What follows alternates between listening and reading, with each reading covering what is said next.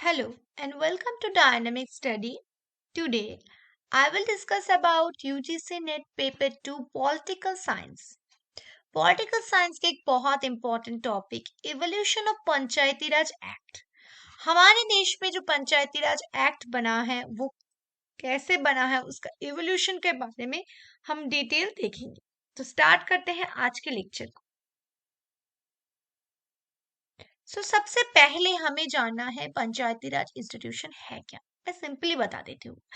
पंचायती हमारा जो government structure है, इंडियन सिस्टम है, वो फेडरलिज्म सिस्टम के ऊपर आधारित है। मतलब यहाँ पर पावर जो है डिसेंट्रलाइज्ड है, एक जगह पर केंद्रीभूत नहीं है।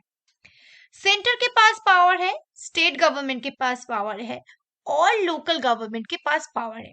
और लोकल गवर्नमेंट में दो डिविशंस किए जाते हैं, एक तो है पंचायत, दूसरा है म्यूनिसिपैलिटी या म्यूनिसिपल कॉर्पोरेशंस। ओके, सो पंचायत मतलब गांव में जो शासन व्यवस्था है उसे हम कहते हैं पंचायत। सो ये कैसे आया इसके बारे में आज हम डिस्कस करने वाले हैं। Okay, so Rajiv Gandhi government ने इसे इंट्रोड्यूस किया था। ओके, कॉन्स्टिट्यूशनलाइजेशन। ओके, सो इसके द्वारा ये जो पंचायती राज सिस्टम है ये इंडिया में इनकॉर्पोरेटेड हुआ है। सो राजीव गांधी का जब गवर्नमेंट था उन्होंने इंट्रोड्यूस किया था 64th कॉन्स्टिट्यूशनल अमेंडमेंट बिल के द्वारा लोकसभा में 1989 में कॉन्स्टिट्यूशनलाइज किया है panchayati raj institution and make them more powerful and broad based. Okay, so Rajiv Gandhi government जब हमारे देश में पावर में थी तब 1989 में उन्होंने लोकसभा पर 64th कॉन्स्टिट्यूशनल अमेंडमेंट बिल के द्वारा लोकसभा में ये कॉन्स्टिट्यूशनलाइज किया है। इसके द्वारा क्या हुआ है, पंचायती राज जो इंस्टीट्यूशंस है जो उनको प्रतिष्ठा करने की बात किया है, उनको और पावरफुल और ब्रॉड लेवल पे इसे टोटल इंडिया पैन इंडिया में इसे एस्टेब्लिश करने की रूल बनाई गई। Okay, although the Lok Sabha pass the bill in August 1989 it was not approved by Rajya Sabha.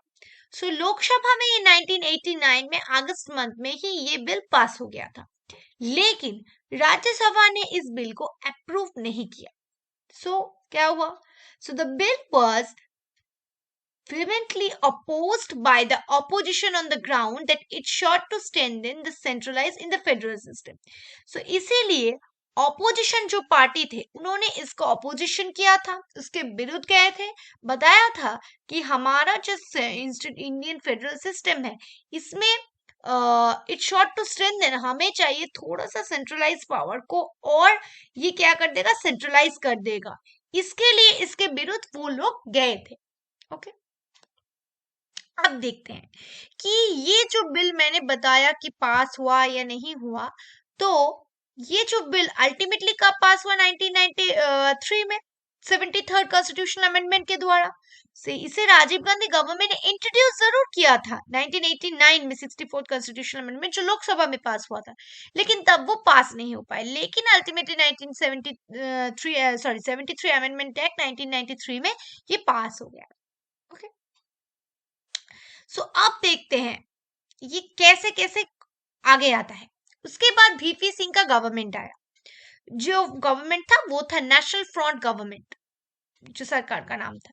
Soon after assuming office in November 1989 under the prime ministership of VP Singh announced that it would take steps to strengthen the Panchayati Raj institution.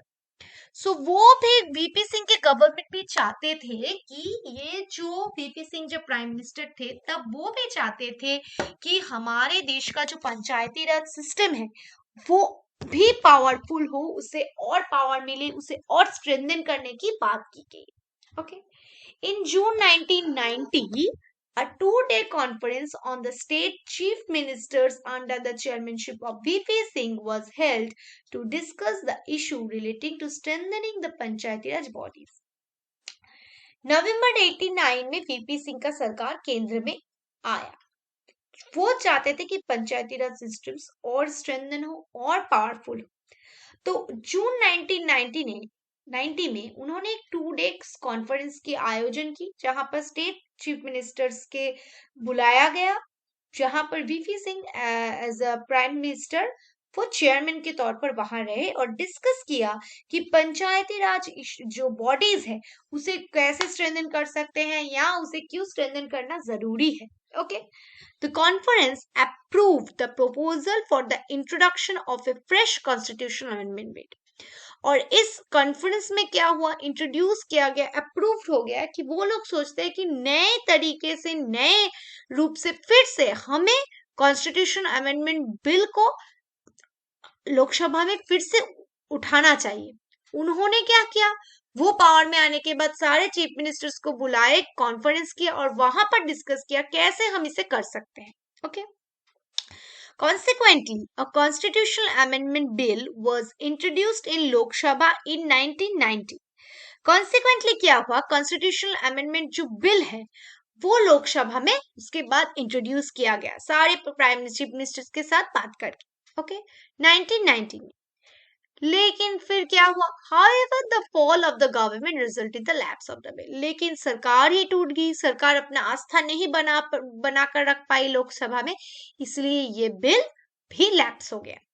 तो सबसे पहले राजीव गांधी के government ने, राजीव गांधी जी ने इस bill को बताया कि ये सेंट्रली टोटल देश में हमारा पंचायती राज सिस्टम एस्टेब्लिश्ड होना चाहिए। उन्होंने कोशिश किया, लेकिन वो बिल लोकसभा में पास हुआ, लेकिन वो कभी भी सेंट्रल राज्यसभा में पास नहीं हो पाया। उसके बाद वीपी सिंह आए, वो भी उन्होंने भी बात की कि इस बिल को पास होना चाहिए, लेकिन ये भी पास नहीं हो पाया। ओके, ये पास नहीं उन्होंने उठाकर लोकसभा में उठाया, लेकिन उनका सरकार आस्था बनाकर ना रख पाने के लिए लोकसभा में जो उनका पावर था वही लैप्स हो गया और बिल भी लैप्स हो गया। नेक्स्ट देखते हैं, उसके बाद आए Narasimha Rao. Okay, the Congress government under the prime ministership of PV Narasimha Rao. उसके बाद कांग्रेस के अंडर पीवी नरसिम्हा जी क्षमता पर आए, वो उन्होंने प्राइम मिनिस्टरशिप लिया। once again considered the matter of constitutionalization of Panchayati Raj body. उन्होंने कहा कि पंचायती राज सिस्टम को हमारे कॉन्स्टिट्यूशन में लिखना चाहिए और कॉन्स्टिट्यूशनली इसे अडॉप्ट करना चाहिए और कॉन्स्टिट्यूशन में इसका एक आर्टिकल होना चाहिए। So it's drastically modified the proposals in this regard to delete the controversial aspects and introduce the constitutional amendment bill in Lok Sabha 1991।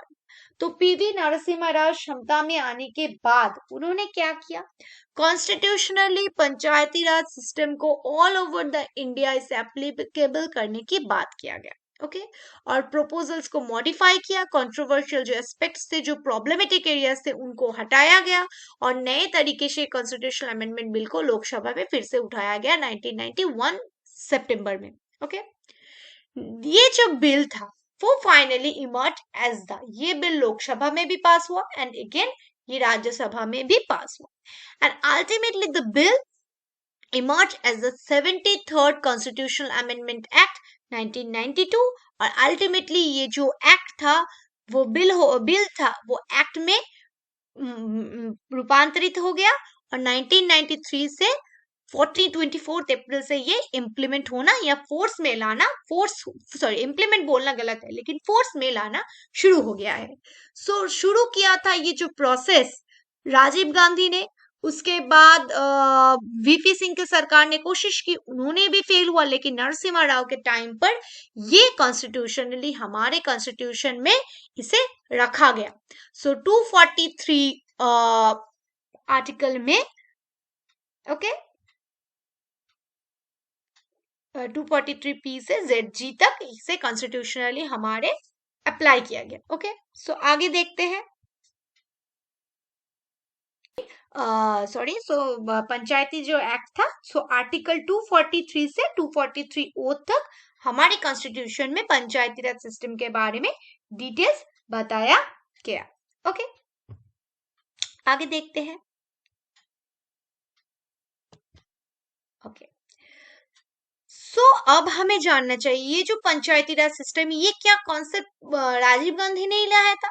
नहीं, राजस्थान में ये जो कॉन्सेप्ट थी वो सबसे पहले थी।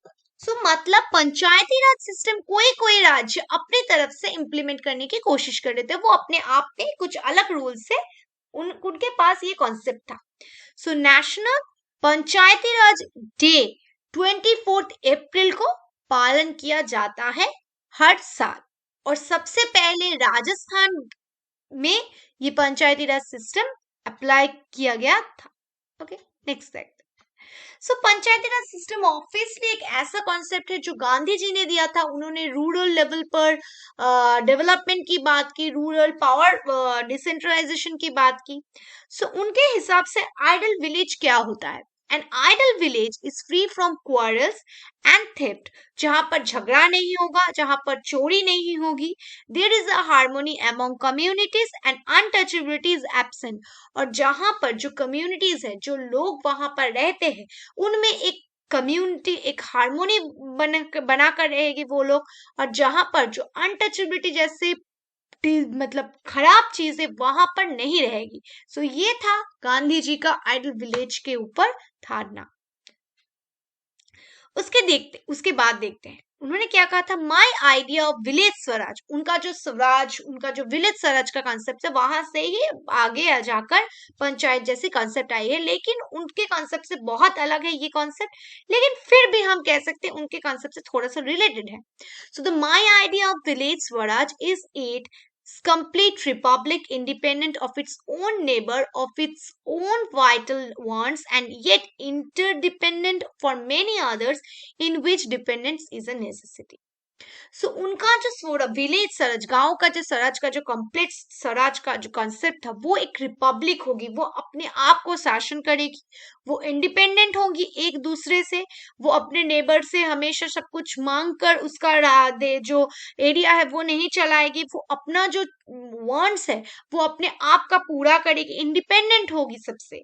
लेकिन किसी किसी चीज में डिपेंडेंस जरूरी होती है, तो उन चीजों में वो डिपेंडेंस रखेगी। मतलब एक इंडिपेंडेंट, एक रिपब्लिक विलेज की कॉन्सेप्ट उन्होंने दी थी। ओके, नेक्स्ट देखते हैं। हमारा जो कॉन्सेप्ट है पंचायती राज का, वो अभी 3 हिस्सों में बटा है। फर्स्ट, सबसे नीचे है ग्राम पंचायत। जो लोग गांव में रहते हैं, जो छोटे छोटे गांव होते हैं, उनको कहते हैं गांव पंचायत, मतलब ग्रामीण पंचायत। ओके, विलेज लेवल पर है। उसके ऊपर है ब्लॉक लेवल। बहुत सारे गांव मिलकर ये बनाए जाते हैं, जैसे कि ब्लॉक एंड पंचायत समिति। ये ब्लॉक लेवल पर बहुत सारे गांव मिलकर ये बनते हैं। नेक्स्ट है जिला परिषद, जो डिस्ट्रिक्ट लेवल पर है। मतलब एक जिला के अधीन एक पंचायत जो है, बहुत सारे पंचायत या ब्लॉक मिलकर एक जिला के अंदर वो आते हैं, उनको कहते हैं जिला परिषद। सबसे ऊपर है डिस्ट्रिक्ट लेवल। पंचायती राज का स्ट्रक्चर कैसा हुआ? ग्राम पंचायत सबसे नीचे, उसके बाद ब्लॉक एंड पंचायत समिति, उसके बाद है जिला परिषद। ये था हमारा टोटल स्ट्रक्चर। मैंने आज इवोल्यूशन आपको बता दी। नेक्स्ट वीडियो में हम देखेंगे कि कैसे कैसे कौन से कमिटी ने कैसा राय दिया था, उसके बाद कैसे हम पंचायत जो सिस्टम है उसे हम इम्प्लीमेंट कर पाए, इसके बारे में डिटेल्स वीडियो में मैं आगे डिस्कस करूंगी। Thank you. I hope you understand the concept of Panchayati Raj evolution. कैसे आया, कहाँ से आया, ये कॉन्सेप्ट किसने दिया था, मैंने डिटेल इसके बारे में बताया है। I hope you understand. Thank you. Keep on watching and keep on learning. आगे आपका कोई प्रॉब्लम हो इस रिलेटेड, आप वीडियो के नीचे हमें मैसेज कीजिएगा कि कौन से एरिया में आपको नए वीडियोस चाहिए। Thank you.